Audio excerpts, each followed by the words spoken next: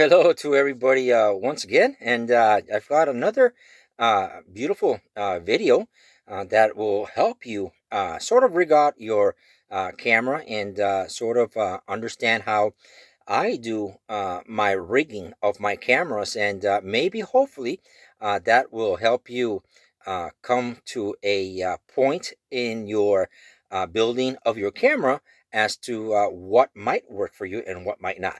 My name is Charles Richard, and I am going to bring you today how I actually set my cameras to do remote live streaming.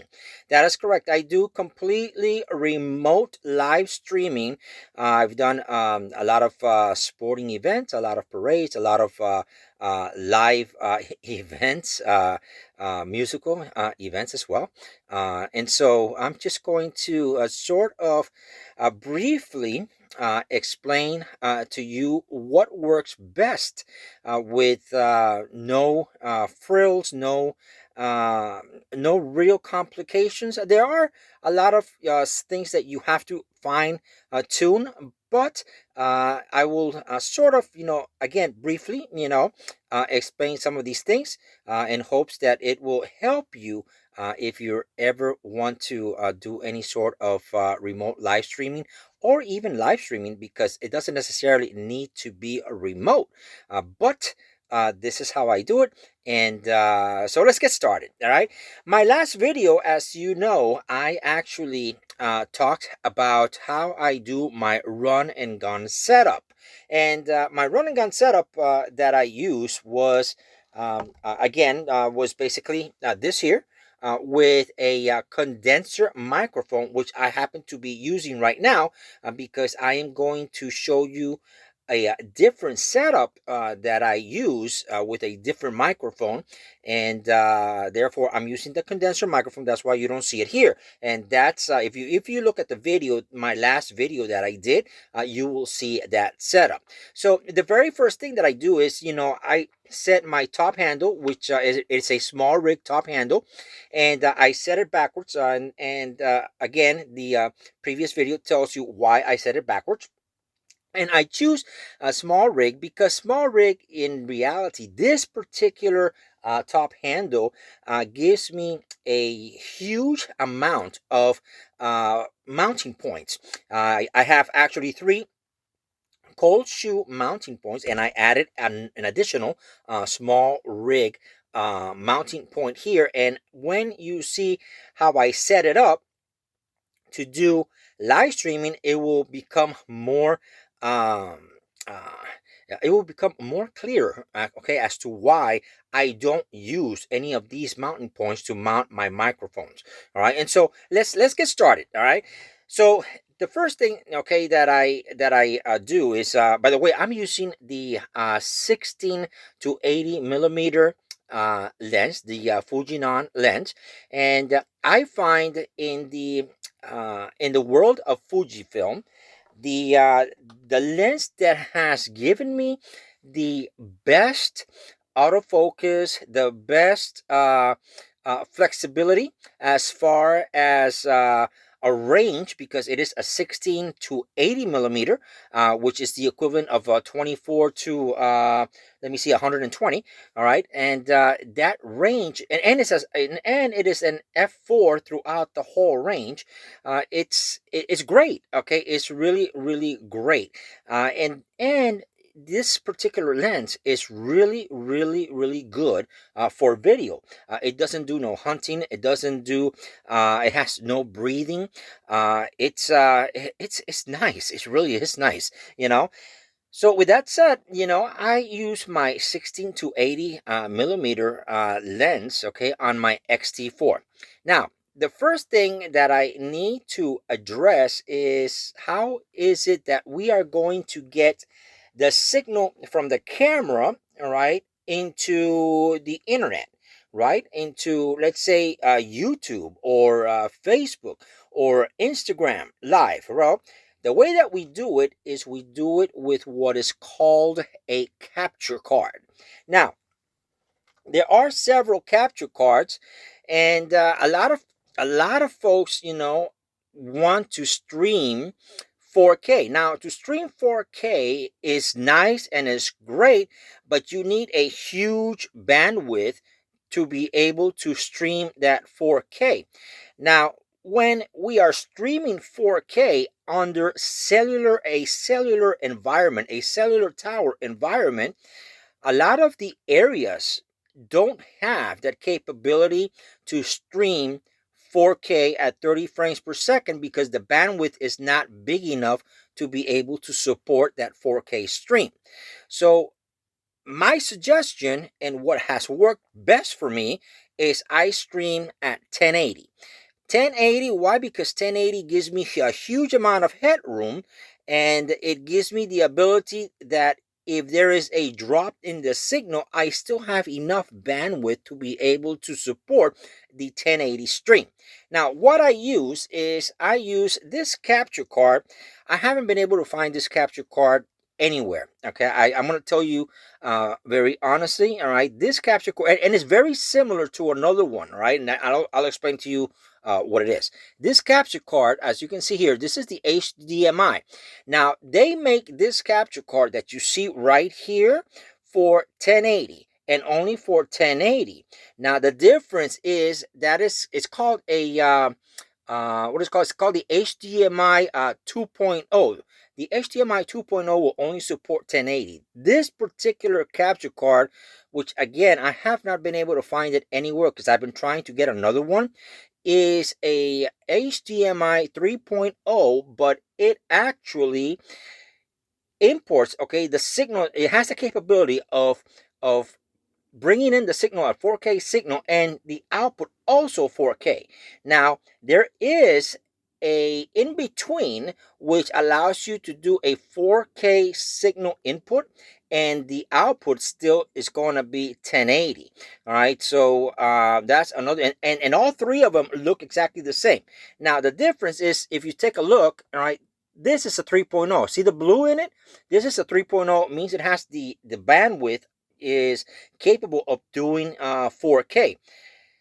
This here, for some reason or another, probably about 2 years ago, right? You know, in a one of those lucky things that I started to read, and I started to look for a capture card when Elgato capture cards and a whole bunch of other capture cards were sort of being you couldn't find them, all right, because of the pandemic, you know, and everybody was grabbing the capture cards to do online training and that sort of stuff.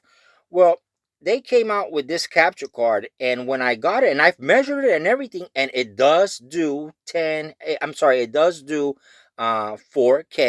30 frame per second output. All right, you can put a 4K 60 frames per second, but it will convert it to a 4K 30 frames per second output. And it does 1080 60 and it does 1080 30. So anyways, you're going to need one of these capture cards. You don't need this particular one because you're not going to find it. All right, but there is one that's very similar. And by the way, I only paid like $22 or $23 for this card. Now, the one that I recommend is the one that looks exactly like this. All right, it looks exactly like this, but it's called the HDMI 2.0. Why? Because out of all the capture cards, including Elgato and everything else, that capture card that I'm talking about is the second best capture card as far as delay and as far as response. You know, it is incredible. And that capture card is only like $10, right? So for $10, that's really all you need, because remember, my recommendation is to stream at 1080, not 4K. 1080 because you're going to have less problems. So what I do with this card here, all right, is I have a cold shoe, small rig, cold shoe mount that allows me to mount cameras and stuff like that. It's just a cold shoe. And what I did was I actually put two little, what do you call this, tie wraps, right? Okay, around it to hold my capture card in place. And so this here I will mount to the side of my camera, of my not of my camera, but of my of actually my top handle. All right, and so I will bring this all the way to about right here. All right, And this is what I like about this top handle. This top handle has 3/8 mounting points, as well as a 1/4 inch mounting points. So as you can see, I'm just screwing it around, right? All right. And so what I want is, I want this part here, okay, facing my front. All right. So we're gonna do that. Okay, I'm gonna do that really quick. And what we're gonna do is, I'm gonna come here, and I'm gonna lock it. Okay. And there we go. Okay, so it is mounted, right? Okay, so now what I need to do is, I need to mount here in the front. I am going to mount a it is a swivel arm. All right, it's this little thing right here. Okay, I'm going to mount that so that I can mount my tablet. Okay, because I use a tablet, right, which I mount here, right, and I use my tablet to do my link, right. So I will mount this in front. I will mount this in. Let me bring this so you can see it. I will mount this in front. There we go. All right, I will mount this in front right here. Okay, and I will tighten it.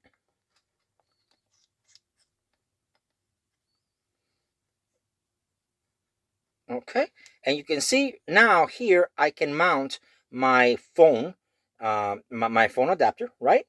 And it gives me the ability to mount my phone.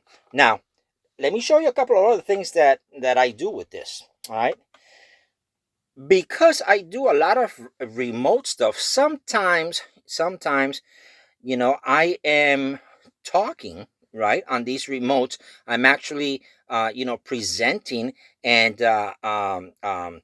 sort of an MC, right, on some of these events, kind of describing what's going on and that sort of stuff, in a live stream. So what I use for that is, I use my Rode Wireless Go 2. All right, you can use any wireless microphone, but these Rode Wireless Go 2, they work wonders. All right, they work wonders. So what's nice about this particular top handle for me, all right, is that this is the receiver, all right, and this is the transmitter.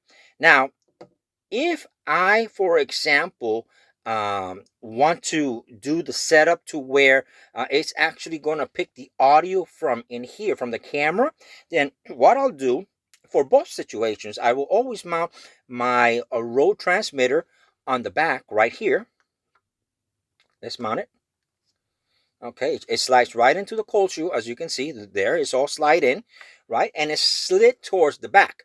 Now what's nice is, I can actually read my readings right here, so I can see, if my audio is loud or is too low, or whatever. I can see myself here. Now, if I do not, okay, need, I just want to capture the sound, all right, from, let's say, the stage, what I'll do is, I'll mount my my microphone, my transmitter. I will mount it on this shoe here, and watch what happens. Okay, when I mount it on the shoe, now I've got a microphone facing the front. You see that? I have a microphone facing the front. Now, why is this so important to me? Because let's say that I want to switch. I'm doing a live stream, and I want to switch, and I want to be able to capture my voice. The only thing I do is, I take my microphone off the cold shoe, and I put it on my shirt, and now you can hear me. All right, really simple setup. All right, real simple setup. So with this little setup, I actually use the Rode microphone cable that comes with it. Now, guys, there's a lot of mistakes, all right, that I see done in audio, and it's due not because of the gear, all right. It is actually due because of the cables that you guys are using.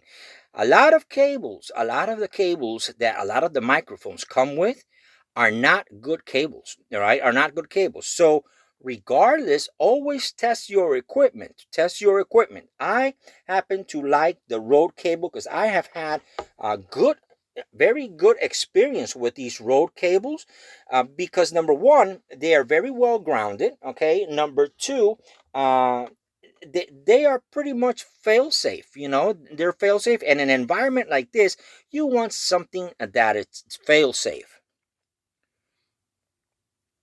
Mm, drinking a little lemonade feels good. So, anyways, all right. So now, what I do, okay, to hook up my capture card, all right. The capture card has a full size HDMI on the back, and it's got a USB A. Now you are going to need what is called an OTG cable. This is an OTG cable.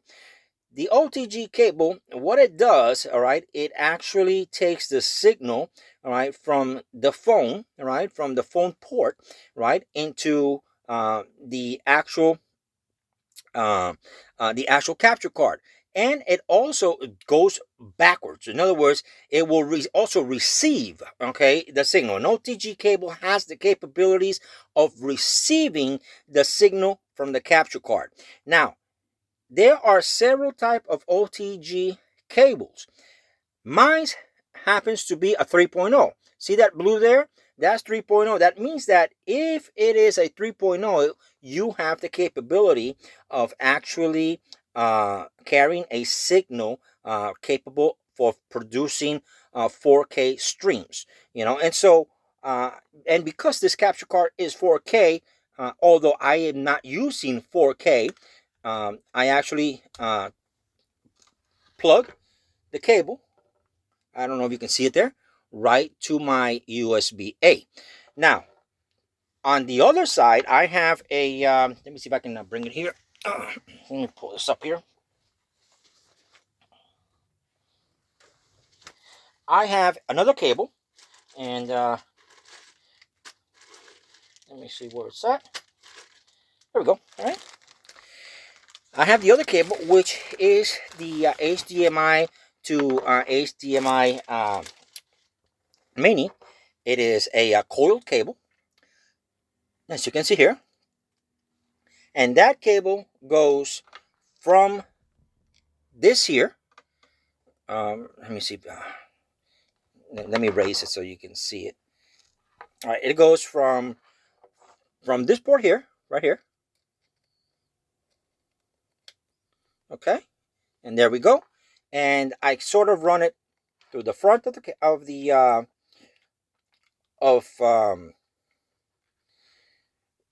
top handle, and I open my back door, or my side door, I should say. I open the side door here.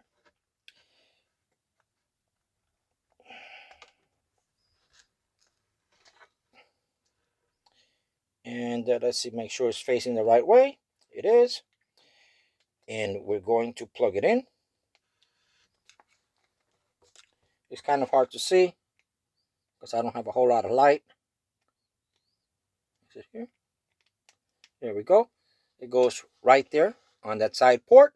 Okay, and now I've got my audio cable, all right, for my wireless Go 2, all right, and I have the cable going to my capture card. Now, the phone goes mounted here, and I will show you a picture because I'm using the phone mount right now, you know, to actually record, where I mount the phone right here. I will mount that phone mount, and I'll put a picture of what the whole setup looks like, okay, once it's fully mounted. And that's it. Now, again, the strap, I still maintain a strap, all right, and the strap gives me a third point of contact, so that it actually gives me a it helps on my stability. All right, remember that although these cameras, and I don't care what camera it is, all right, it doesn't matter what camera it is, and it even doesn't really matter if your camera is mounted on a gimbal.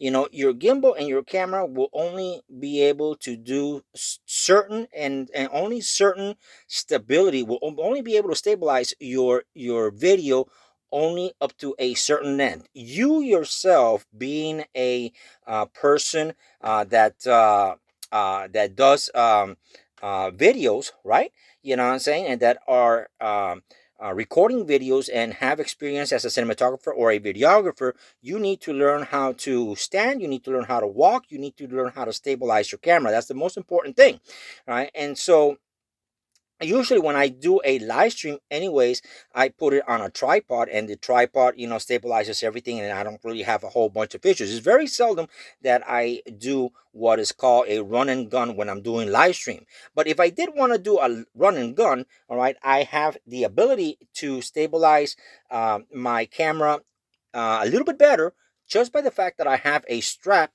actually on the camera, and creating that third point when you put it around the neck helps you stabilize the video a lot more.